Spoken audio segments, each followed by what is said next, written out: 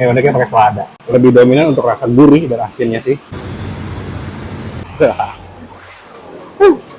Halo Bang, lu masih jual cumi Malang kan? Masih dong. Ah, gue mau cumi Malang dulu, pengen makan sini. Mau kangen banget sama cumi Malang dulu. Harganya berapa sekarang? 18.000 masih. 18.000. Gue ada di Geraha ya, lagi main ke tetangga Icebut nih.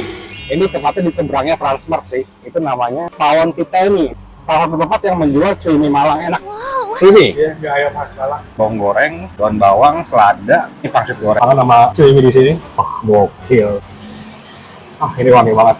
Bau hujan. Tipikal mie-nya tuh unik banget. Kecil, tipis, ayam giring itu semua ngeblend di setiap gigitan gua nih. Pawon Titeni buka dari jam 11 sampai jam 11 malam. Menu banyak, ada 10 lebih. Gitu. Harga dari paling murah 18.000. Yang favorit cumi, ayam goreng, gulai sama rawon. Online ada, GoFood, GrabFood ada. Warga negara Ciledug dan sekitarnya, Geraha Raya Bintaro.